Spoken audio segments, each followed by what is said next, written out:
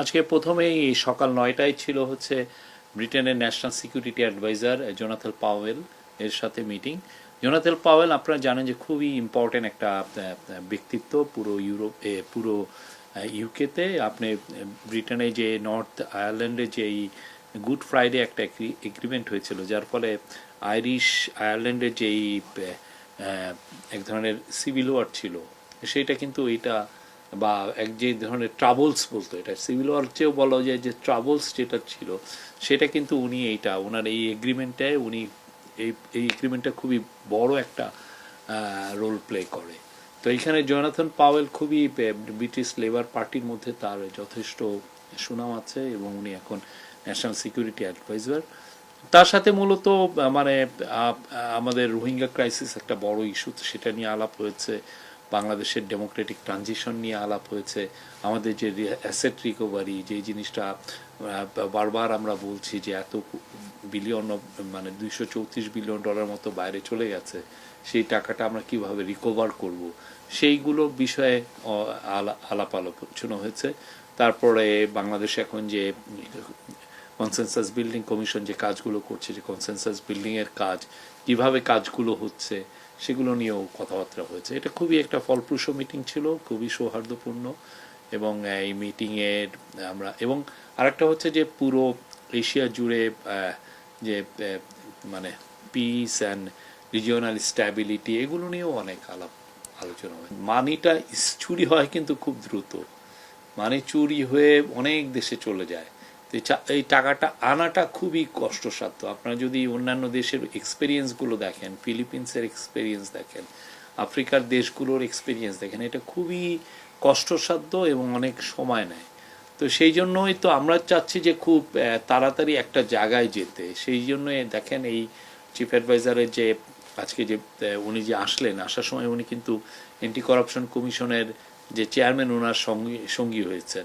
তারপরে বাংলাদেশ ব্যাংকের গভর্নর ওনার সাথে সফর সঙ্গী হয়েছেন।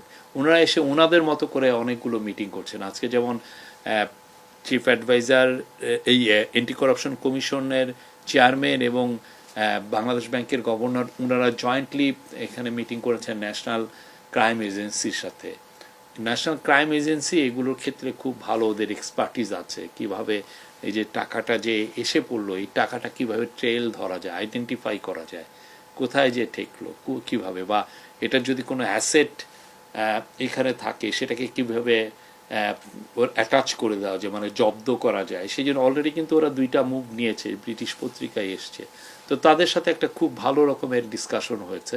এবং সাথে যেটা হয়েছে যে ওদের অন্যান্য দেশগুলো কিভাবে টাকাগুলো ফেরত পেয়েছে, যতটুকুই তারা পাক না কেন, সেই বিষয়ে ওদের এক্সপিরিয়েন্সটা নিয়েও আজকে অনেকগুলো মিটিং, ওনারা দুজনেই আজকে অনেকগুলো মিটিং করেছেন। তো রোহিঙ্গা ক্রাইসিসের আজকে যে ইয়েতে একটা বড় ইস্যু ছিল রোহিঙ্গা ক্রাইসিস আপনি দেখেছেন যে আমরা চিফ অ্যাডভাইজার দায়িত্ব গ্রহণের পরের থেকেই অনেক বেশি ফোকাসটা হচ্ছে রোহিঙ্গা ক্রাইসিস যে করেই হোক এই ক্রাইসিসটা কিভাবে রিজলভ করে রোহিঙ্গাদের তাদের মাতৃভূমিতে ফেরত পাঠানো যায়, এবং এটা ডিগনিটির সাথে ভলান্টারিলি এই কাজটা করতে হবে। তো সেই কাজটা করার জন্য আজকে এই আলাপগুলো হয়েছে। আমরা আমাদের চিফ অ্যাডভাইজারের অনুরোধে ইউনাইটেড নেশন, জাতিসংঘ এই সেপ্টেম্বরের 30 তারিখে একটা বড় কনফারেন্স করছে রোহিঙ্গা বিষয়ক। ওইখানে পৃথিবীর 170টার মতো দেশ অ্যাটেন্ড করবে। তার মধ্যে আমরা আশা করছি যে এখানে ব্রিটেনও একটা যেন বড় রোল প্লে করে। তো এই বিষয়ে আলোচনা হয়েছে। চিফ অ্যাডভাইজার আজকে এইটার পরপরই উনি চ্যাথাম হাউসে চলে যান। আপনি চ্যাথাম হাউস জানেন যে ব্রিটেনের মেন থিঙ্ক ট্যাঙ্কগুলোর একটা বড় থিঙ্ক ট্যাঙ্কগুলো, ওরা অনেক কিছু কিভাবে একটা ডিসপিউট রিজলভ করা যায়, কিভাবে একটা সিচুয়েশনকে অ্যানালাইজ করা যায়, এটার জন্য এবং অনেক কিছুতে ওরা খুবই রিমার্কেবল। এবং ওইখানে ওনাকে ব্রাউন ম্যাডক্স, যিনি চ্যাথাম হাউসের উনি প্রধান, উনি তাকে ইনভাইট করেছিলেন তার তার ইনভাইটেশনে উনি একটা 1-to-1 একটা দেখেছেন। তো উনি একটা টক্স দিয়েছেন সেইখানে। অনেকগুলো প্রশ্ন উনি একটা বড় প্রথমে একটা ওপেনিং স্টেটমেন্ট দেন, তারপরে অনেকগুলো কোশ্চেন নিয়েছেন, সেগুলোর উপরে কোশ্চেনের উনি রেসপন্ড করেন। এটা প্রায় 1 ঘন্টা 17 মিনিট ওইখানে ছিলেন এই অনুষ্ঠানটা। এই পুরো জিনিসটা এখন ইউটিউবে তারা দিয়ে দিয়েছে। আপনারা সবাইকে আমরা আমন্ত্রণ করি যে এই অনুরোধ করব যে এই ভিডিওটা যেন দেখেন। এই গত 10 মাসে এই গভর্নমেন্ট কি করলো, কোথায় আমরা আসলাম, কি পরিস্থিতিতে আমরা ছিলাম, এটার পুরো একটা বড় রকম, এবং কথা হচ্ছে যে কী কী চ্যালেঞ্জেস আমরা এখনও ফেস করছি। হ্যাঁ, আমাদের উদ্দেশ্য তো কি, যে এই ইন্টারিম গভর্নমেন্টের উদ্দেশ্য হচ্ছে একটা ডেমোক্রেসিতে ট্রানজিশন করা।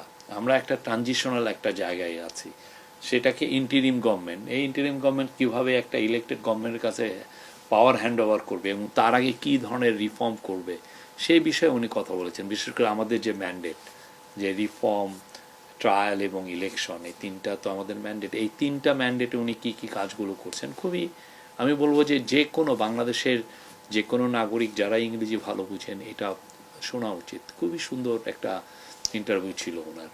ওইখানে আর একটা বিষয় হচ্ছে যে ওই টক্সের আগে চাতাম হাউজে যারা রিসার্চার, এরা 3জন ওনার সাথে প্রায় আধা ঘন্টা ওনার ইন্টারভিউ নিয়েছেন, সেখানে উনি অনেক কথা বলেছেন। আর এরপরে আমরা এসে পড়লাম, এখানে এসে লাঞ্চ করে তারপরে আবার চিফ অ্যাডভাইজার চলে গিয়েছিলেন হাউস অফ লর্ডসে। হাউস অফ এটা হচ্ছে ওয়েস্টমিনিস্টারে, ব্রিটিশ পার্লামেন্টে। ওদের তো দ্বিকক্ষ বিশিষ্ট ওদের পার্লামেন্ট, একটা হচ্ছে হাউস অফ কমন্স আর একটা হচ্ছে house of Lords.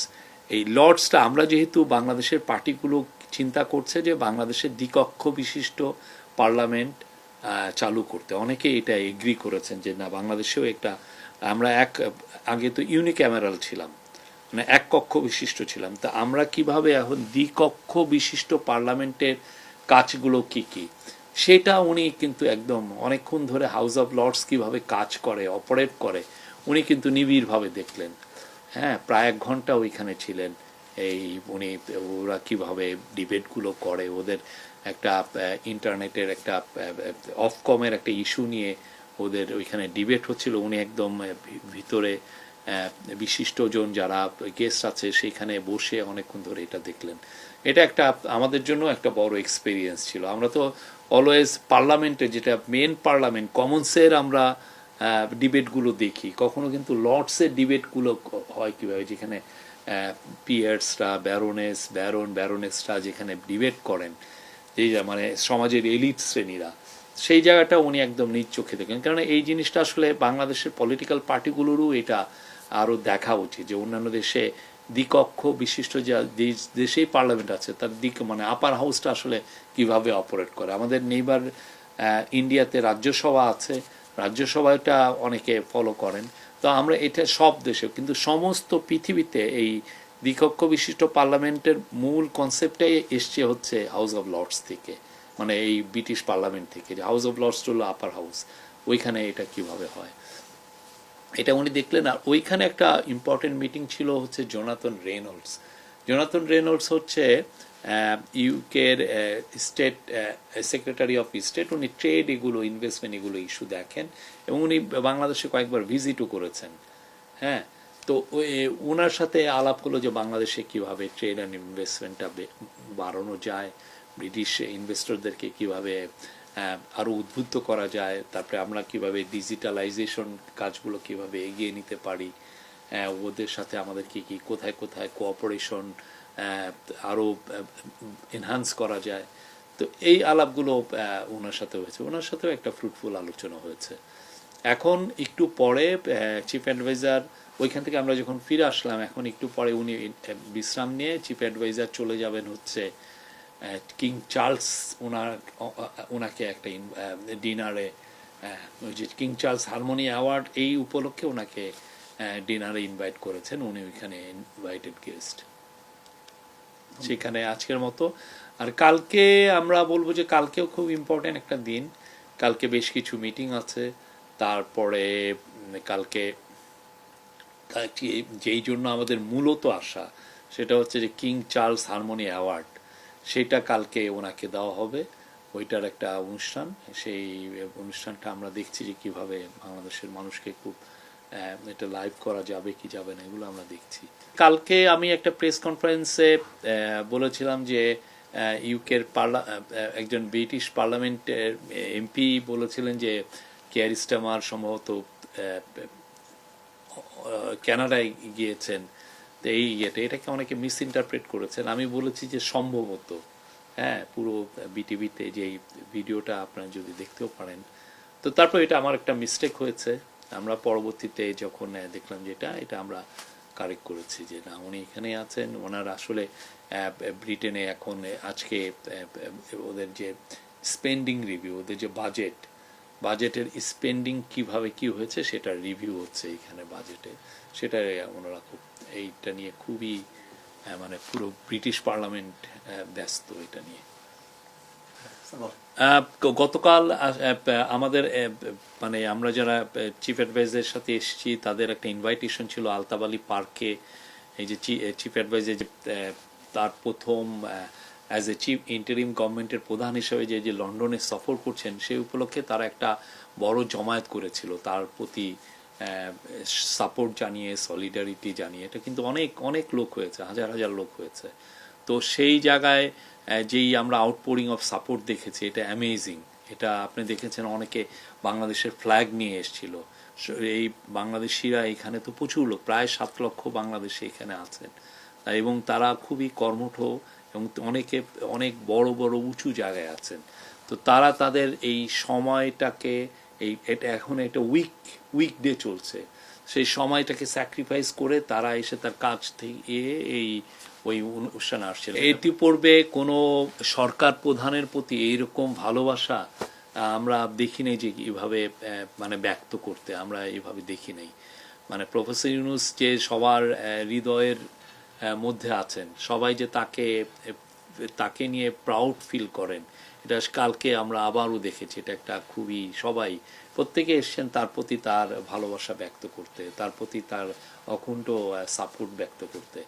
Professor Yunus তরফে আমরা তাদের সবাইকে মানে থ্যাঙ্কস জানাই। এটা একটা খুবই অ্যামেজিং একটা সমাবেশ ছিল। যারা যারা এখানে জড়িত ছিলেন, যারা এই অর্গানাইজিংয়ে যারা ছিলেন, তাদের প্রতি আমাদের থ্যাঙ্কস, আমরা গ্র্যাটিটিউড প্রকাশ করছি এবং কৃতজ্ঞতা প্রকাশ করছি। এবং যারা এসছেন, অনেকে তো ধরেন এইখানে উইকেন্ড ছাড়া এখানে সমাবেশ করা খুবই টাফ, তো উইকডের মধ্যে ওনারা এই আয়োজনটা করেছেন। অনেক লোক এসছেন বা অনেকে ন্যাশনাল ফ্ল্যাগ নিয়ে আসছেন বাংলাদেশের প্রতি তাদের সব ভালোবাসা ব্যক্ত করতে। এবং সবচেয়ে বড় কথা, সবাই এই যে ইন্টারিম গভর্নমেন্ট যে রিফর্মের যে কাজগুলো নিয়েছে, রিফর্ম ট্রায়াল, প্রত্যেকটা কাজে তারা তাদের পুরোপুরি সাপোর্ট জানিয়েছেন।